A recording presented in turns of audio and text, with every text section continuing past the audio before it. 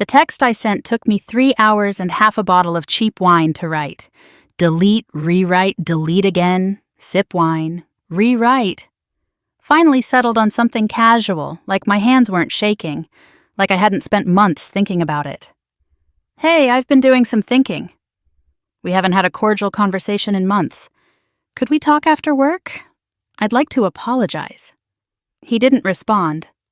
Not even those 3 dots that show someone's typing. Nothing. I called that evening. Straight to voicemail. Called again an hour later. Same thing. By the 3rd call, I realized what was happening. He was ignoring me.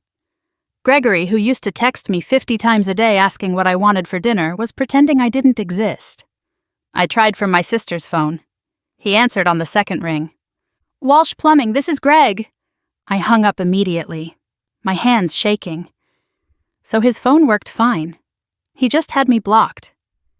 After 5 years of marriage, I'd been reduced to a blocked number, like some crazy ex-girlfriend, like I meant nothing. The worst part? I'd checked his social media from a fake account I made. He looked happy. Really happy.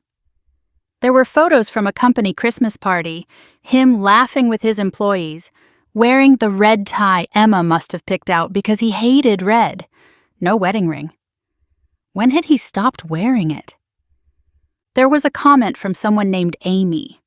Great party! Thanks for including me, with a heart emoji. Who the hell was Amy? It's been 2 weeks since Christmas, and I'm still staring at that delivered notification under my message. Not read, just delivered. Like I'm some stranger he can dismiss. Like 5 years of marriage meant nothing. Like his daughter calling me mom for half her life was just something that could be erased. But I'm the one who left. I know that. I'm the one who walked out that September morning telling him I needed space, that things weren't working, that we'd grown apart. I'm the one who was at Troy's apartment that same night, finally feeling alive after years of feeling like I was suffocating in suburban Memphis. Troy was everything Gregory wasn't. Exciting, spontaneous. He worked in my department at the marketing firm, always had these crazy stories about his weekends, always smelled like expensive cologne instead of motor oil and daughter's fruit snacks. When he looked at me, I didn't feel like somebody's boring wife. I felt like Jessica again. Young, desirable Jessica, not Mrs. Gregory Walsh, stepmother and household manager. The affair had been going on for 6 months before I left. Every work conference, every late night at the office, every team-building event was an opportunity. Gregory never suspected. Too trusting, too focused on his daughter Emma and his plumbing business to notice his wife was falling for someone else. I became an expert at deception. Thursday nights were book club with the girls. I'd leave the house with a paperback I'd never read, wearing the yoga pants and oversized sweater Gregory expected, then change in my car into the dress Troy liked, the red one that showed everything. I'd spritz on the perfume I kept hidden in my glove compartment, not the vanilla body spray Gregory bought me every Christmas, but something musky and expensive that Troy said drove him crazy. The lies came so easily. Sorry, honey, book club ran late. Sarah wouldn't stop talking about her divorce.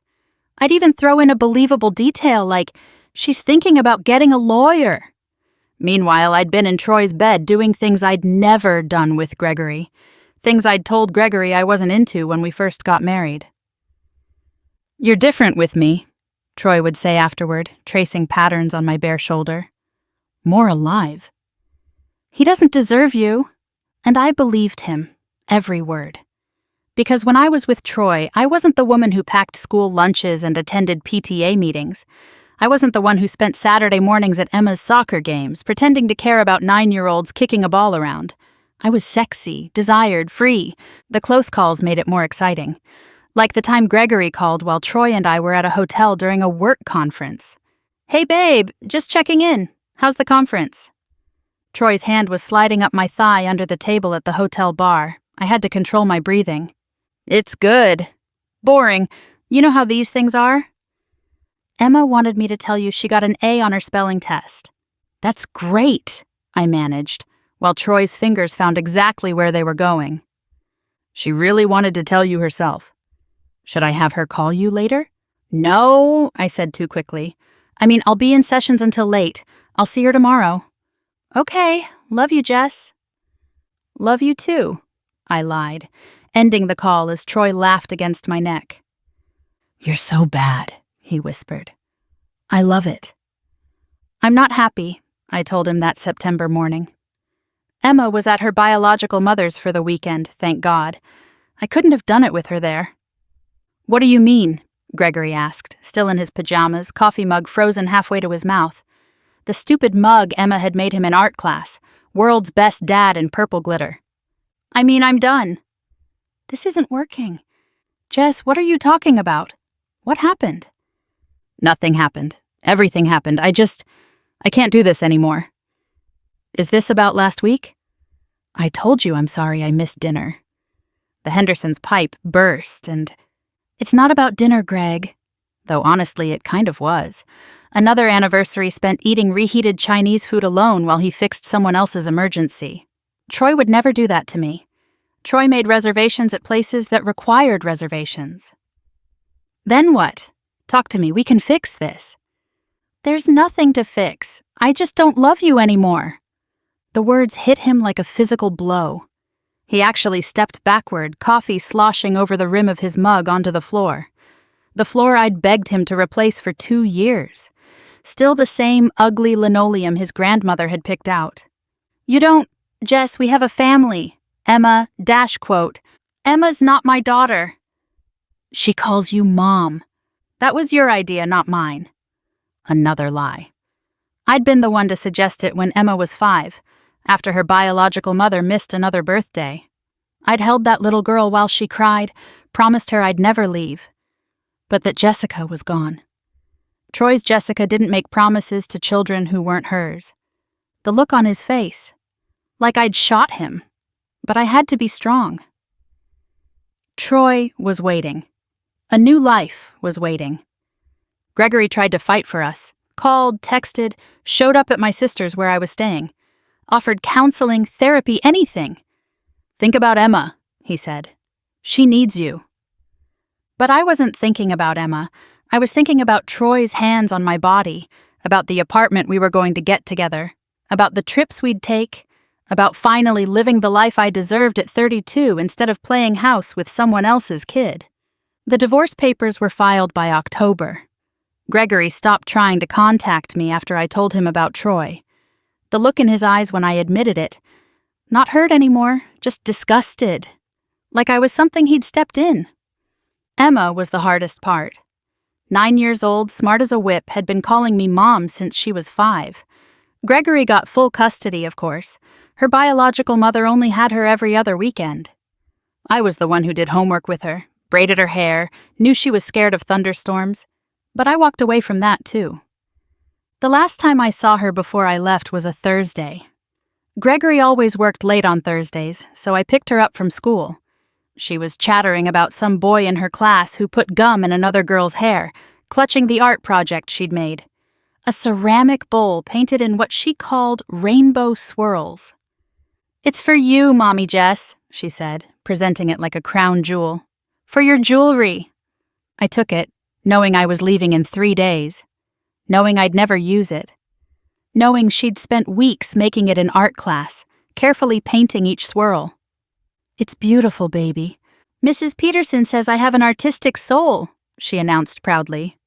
Do you think I have an artistic soul?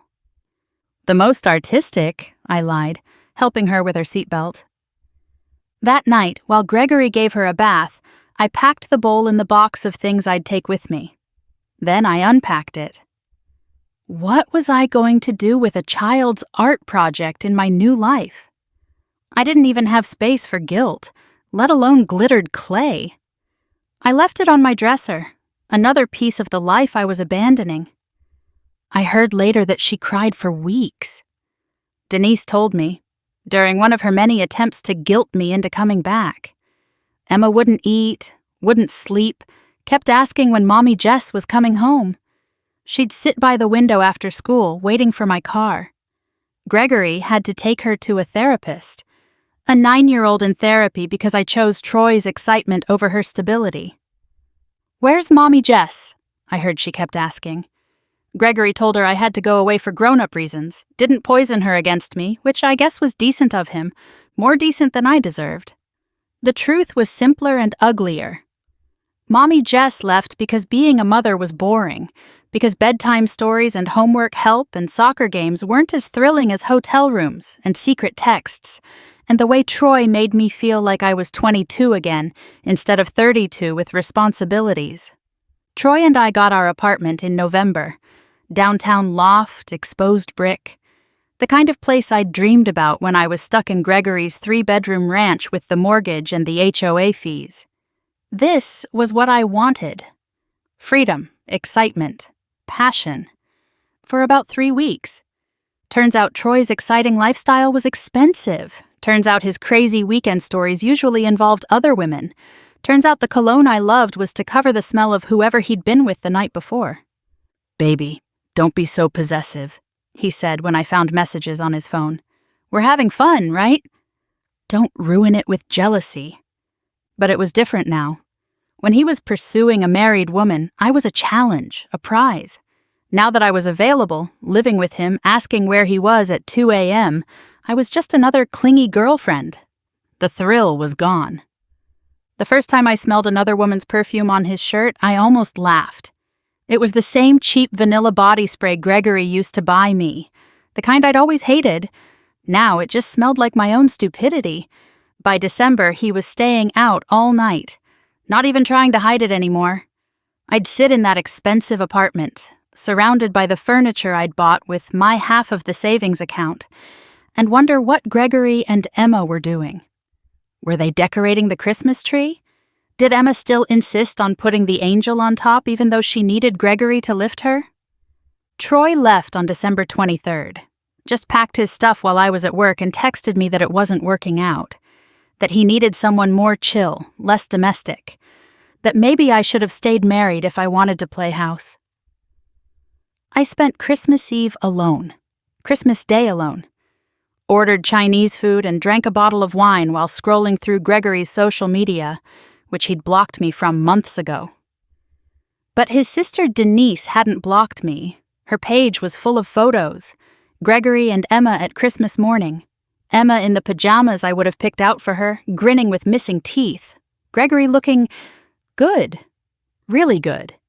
Had he been working out? He looked better than when he was with me. He looked free. There was another woman in some of the photos. Pretty brunette about my age, helping Emma with her new bike. Laughing at something Gregory said.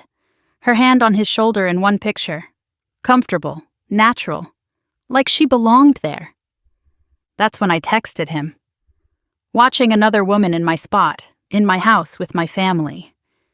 The apology was genuine, even if the reasons weren't. I was sorry. Sorry I'd thrown away a good man for Troy's empty promises. Sorry I'd abandoned Emma for excitement that turned out to be nothing but smoke. Sorry I'd been too stupid to see what I had until it was gone. But Gregory didn't answer. Didn't call back. Nothing. I drove by the house on New Year's Eve, just to see. The lights were on, cars in the driveway. Gregory's truck, the brunette's Honda, Denise's SUV, a family gathering I should have been part of. I sat there for 20 minutes, working up the courage to knock, to apologize in person, to beg if I had to. Then Emma came to the window, saw my car. For a second, our eyes met. Then she closed the curtains. A 9-year-old child had more strength than her father. She could look me in the eye and shut me out. The stepdaughter I'd raised for 5 years, who used to crawl into our bed during thunderstorms, who I taught to ride a bike and braid friendship bracelets, looked at me like I was nothing. Because to her, I was. I drove home and found an email from Gregory's lawyer. All communication was to go through legal channels. Do not contact the client directly. Do not come to the residence. Do not attempt contact with the minor child. The minor child, Emma, who used to call me Mommy Jess. I tried one more time. January 2nd. New year, fresh start, all that. Called from my work phone in case he'd blocked my number. He answered on the 3rd ring. "Walsh Plumbing, this is Greg." "Gregory, it's me. Please don't hang up." Silence. Then, All communication goes through my lawyer, Jessica. You know that. Please, just 5 minutes. I messed up, I know that. But we were together for 5 years. Doesn't that count for something? It counted for everything. To me. Apparently it meant nothing to you. That's not true. You left me and Emma for some guy at work. Didn't even try to work on us, just walked out. So no, Jessica, we can't talk. There's nothing to say. What about Emma? Can I at least... Emma's fine. She's happy. She doesn't ask about you anymore. That hurt more than anything. She doesn't? No, kids are resilient. They move on, like I have. Is it that woman? The brunette? A pause. That's none of your business anymore. Goodbye, Jessica. He hung up. When I called back, it went straight to voicemail. He'd blocked me. I see them sometimes around Memphis. At Target, the grocery store, the park, always from a distance. Emma's getting taller. Gregory looks happier than he did with me, if I'm being honest. The brunette is there sometimes. I heard from mutual friends her name is Amy. She's a teacher. Never been married. Loves kids. Perfect. Everything I wasn't. Troy's dating someone new. 25-year-old bartender with a nose ring.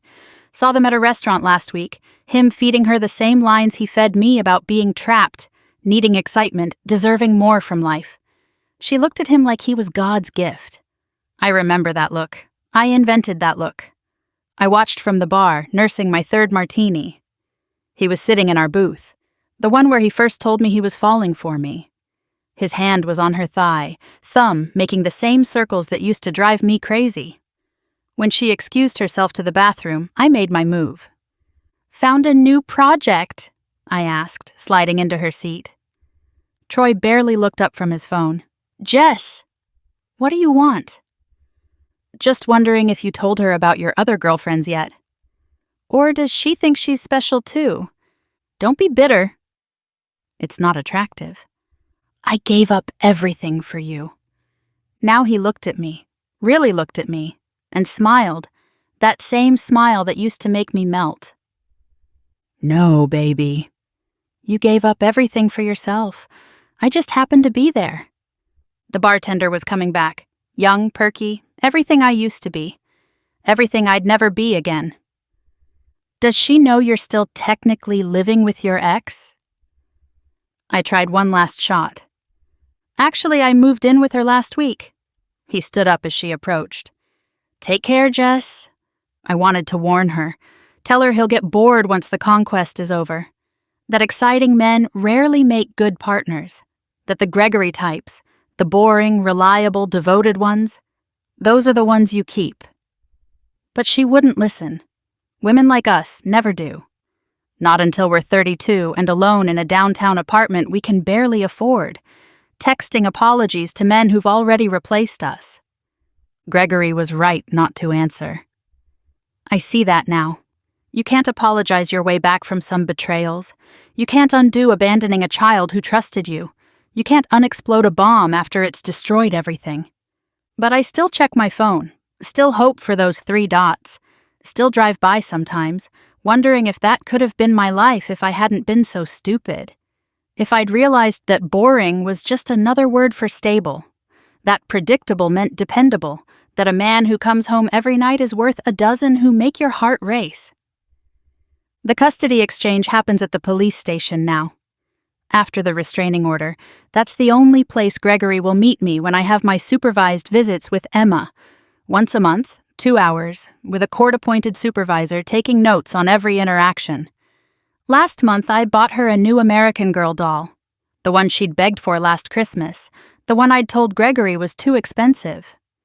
$89 seemed like so much then. Now I'd pay 10 times that just to see her face light up the way it used to when I'd pick her up from school. She took the doll politely, said thank you, then handed it to Gregory when the visit ended. She doesn't play with dolls anymore, he told the supervisor. Not me. Never me.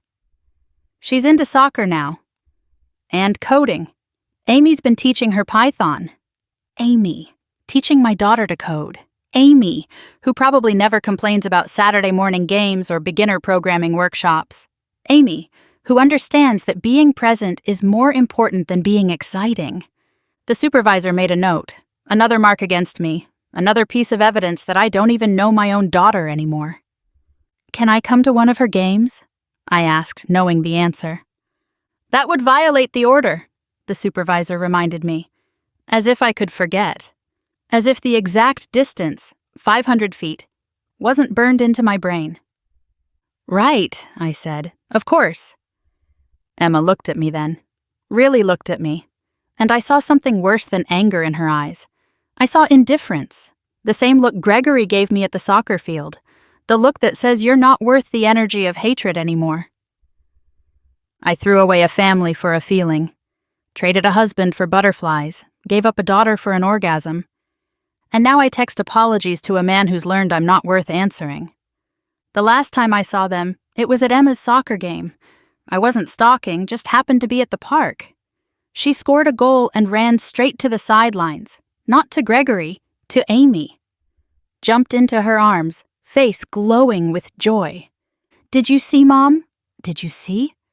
Mom. She called another woman Mom. She shouted it, so loud I could hear it from the parking lot, like she wanted me to hear it. I'd parked far enough away to not violate the order, but close enough to watch through binoculars I'd bought specifically for this purpose. Pathetic? Yes, but it was all I had left, stolen glimpses of the life I abandoned. Amy had brought orange slices. Of course she had.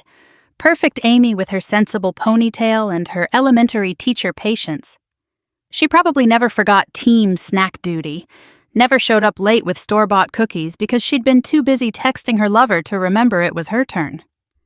The other parents chatted with her like she'd always been there, like she belonged.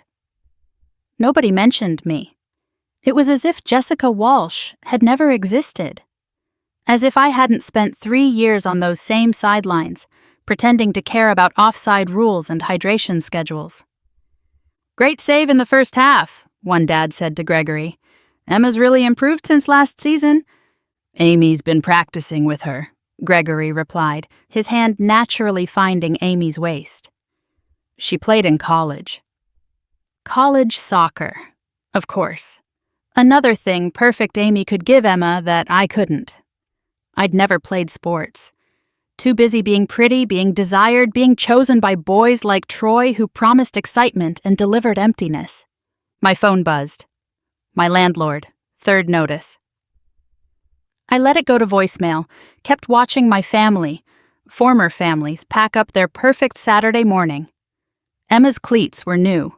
Pink and silver, the expensive kind I'd always said were a waste for a kid who'd outgrow them in 6 months. Amy probably bought them. Amy, who understood that sometimes love means wasting money on things that matter to a 9-year-old. Gregory noticed me then. Our eyes met across the field. No anger in his face anymore. No hurt. Just nothing. Like I was a stranger. Someone he used to know. He put his arm around Amy, kissed Emma's head, and turned back to the game. A family unit, complete without me. I left before the game ended. Went home to my empty apartment with its exposed brick and modern fixtures and all the things I thought I wanted. The rent was due in 3 days.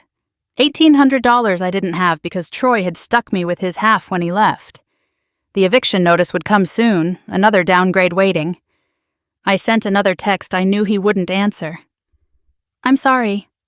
For everything. Delivered. Never read. I've started seeing a therapist. Not because I believe I can get better, just because it's court-ordered after I was caught sitting outside Emma's school. I wasn't going to take her or talk to her.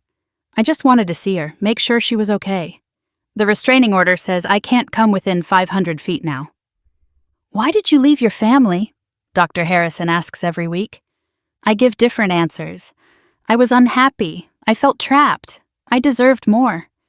But the truth is uglier and simpler. I left because I could. Because Troy wanted me. And that felt better than being wanted by Gregory. Because new sex is always more exciting than married sex. Because I thought I was special enough to have my cake and eat it too. Do you want your family back? She asks. Yes, I say. But that's not really true either. I want the security back, the house, the dual income, the someone to come home to. I want Gregory back, but only if he could be more like Troy. Exciting, unpredictable, new. But men aren't Build-A-Bears.